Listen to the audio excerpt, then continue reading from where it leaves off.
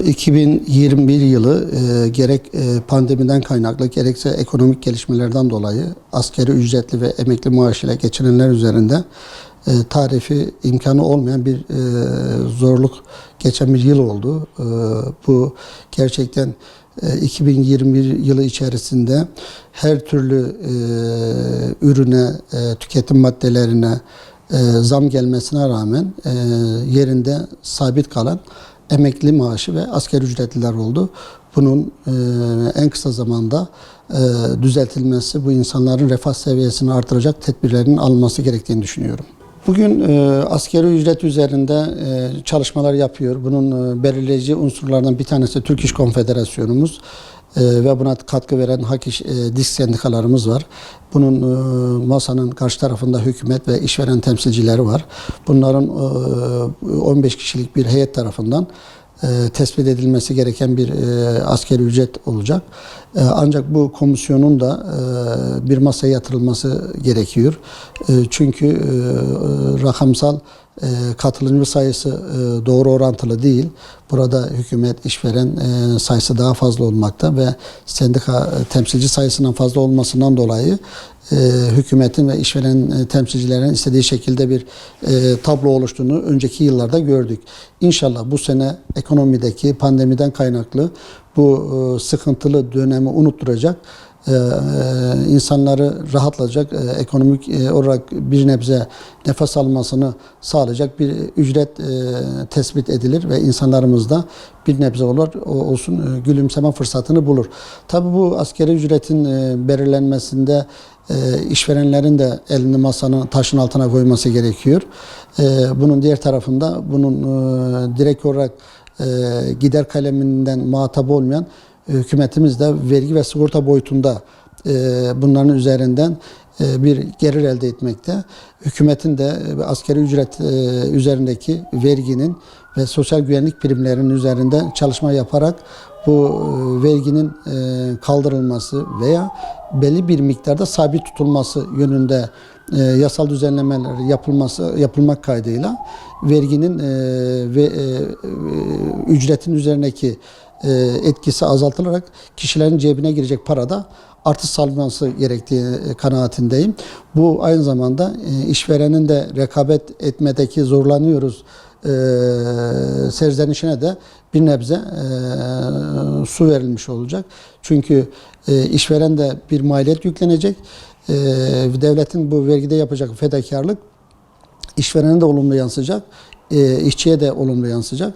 Sonucunda mutlu bir kitle oluşacak diye düşünüyorum. Yaşam şartları çok ağırlaştı. Çünkü en düşük kira bedeli 1000 TL'den başlıyor. Artı su giderleri, elektrik giderleri, internet giderleri, doğalgaz giderleri asgari ücreti kemiriyor. Bunlardaki fiyat artışları da dün, önceki gün şekere %20 zam geldi. Bunlar gerçekten sabit gelirliği çok fazla etkiliyor ve yoruyor. Bir de şu boyutu var, 2021 yıl pandemiden ve ekonomik dalgalanmadan dolayı ilk önce 2021 yılının tolere edilmesi gerekiyor. Yani 2021 yılındaki ücretin aşınmadan dolayı kaybının tolere edilerek 2021 yılını 22'nin öyle masaya yatırılması gerektiğini düşünüyorum. Şahsen benim görüşüm bu. İnsanların kıt kaynaklarla yaşamını devam ettirmesi artı gelecek neslin sağlıklı, verimli bir nesil oluşturmak istiyorsak bunun sağlık, temel gıda, barınma gibi şeylerden kısıtlamanın olmayacağının ortaya konduğu AB'deki birçok bilimsel araştırmalarda ortaya konmuştur. Zaten asgari ücretin temel amacı en düşük ücretlendirme olmasından dolayı bu ücretten bile insanca yaşanabilir, sağlıklı bir aile ortamını devam ettirilebilmesi için tespit edilen bir ücret. Ama bunun çok geride kaldığı kanaatindeyim. Bunun insanca yaşanabilir bir seviyeye getirilmesi, işverenin rekabetini etkilemeyecek şekilde hükümetin, işverenin ortak bir fedakarlığı sonucunda bu rakamın tespit edilmesi gerektiğini düşünüyorum. Kira bedelleri, birçok insan yaşamını kiralık evlerde sürdürmekte.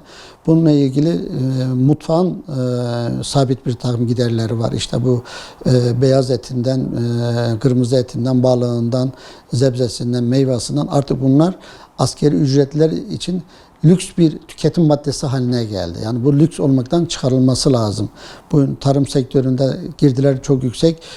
Bugün 17 TL'ye aldığımız 5 kilogramlık bir yoğurt şu anda 35 TL'den satılmakta. Yani bir ailenin bizim bölgemizde yoğurt, ayran katık olarak kullanılmakta. Yani bulgur pilavı da yapsa yanına bir ayran yoğurt olması lazım. %100 artışa maruz kalan bir yoğurtta, efendime söyleyeyim kırmızı ette, tavuk bile fiyatı yılbaşında kaç liraydı, şimdi kaç lira oldu. Bir yumurta. Yani bunlar sofralarımızın olmazsa olmazı idi ama şu anda neredeyse lüks bir gıda maddesi haline geldi.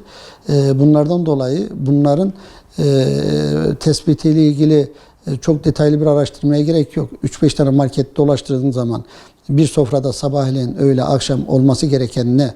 Bunlar bir oturup düşündüğümüz zaman zaten rakam otomatikman ortaya çıkar. 4 kişilik bir ailede bunu tespit etmek için haftalarca, aylarca çalışmaya gerek yok. Yani her şey ayan beyan ortada. Tek yerinde duran asgari ücret, diğerlerin tümü neredeyse günübirlik artış periyodu içerisine girdi. Döviz kurundaki artışlar, enerji maliyetindeki artışlar, petroldeki artışlar, bunların hepsi fiyatları yukarı çekiyor. Ama ücret yerinde duruyor. Vergiden dolayı da daha da düşüyor. Maaşını aldığı gün itibariyle vergilendiriliyor ve takip eden ayda düzenli olarak gelir vergisi olarak devletin Hazine ve Maliye Bakanlığı hesaplarına yatmaktadır. Bundan dolayı tekrar bu insanlar KDV diye tanımladığımız, özel tüketim vergisi diye tanımladığımız dolaylı vergilerle de muhatap olmaktadır. Bunlar da oranları %1 ile %18 olarak değişmekte. Bugün %18 bir KDV ödemesi dolaylı vergi kapsamında %20 bandında olan bir gelir vergisini %38'e çıkarmakta. Yani 100 TL'nin 38 TL'si vergiye gitmiş. O gerçeğini ortaya koymakta. Şu anda bu ekonomik durumdan dolayı devletimiz de elektrik, doğalgaz, temel gıda maddelerinde internet, su gibi zaruri tüketim unsurlarında KDV'den fedakarlık yapması lazım. Bunların sıfırlanması veya makul bir seviyeye indirilmesi gerektiği önem arz etmektedir. Ümit ediyorum ki emekçilerin, asgari ücretle çalışmakta olanların ve çok düşük 1500 TL bandında emekli maaşıyla hayatını devam ettirmek zorunda kalan insanların fotoğrafının net çekilmesi, buna göre masada bir ortak akılla karar oluşturulması en büyük arzumuz ve talebimizdir. Bunun çok zamana yayılmadan, çünkü işveren de 2022 yılını planlıyor, şu anda şekillendirmeye çalışıyor, yatırım planlarını yapmakta. Buna paralel olarak emekçiler de ödemelerini bir düzene koymaya çalışıyor. Çoluk çocuğunun ufak tefek ihtiyaçlarını karşılamayla ilgili plan programları olabilir. Kış faturalarını ödemekte plan programları var. Borçlarını ödemekle ilgili bir tane plan programları var. Bu asgari ücretin bir an önce tespit edilip kamuoyuyla paylaşması işverenin de önünü görmesini sağlayacak. İşverenlerin de belki psikolojik boyutta biraz rahatlamasını sağlayacak. Artı bu rakam belki piyasaya da bir ahenk getirecek. Piyasada bir hareketlilik sağlayacak. Çünkü üretim tüketim dengesi bu şeyle şekillendirilebilir. Yani işçiye verilen her para bu ülkenin sınırları içerisinde tekrar tüketime harcandığından dolayı üretimi tetikleyecektir. Bu da en büyük arzu ettiğimiz olaydır.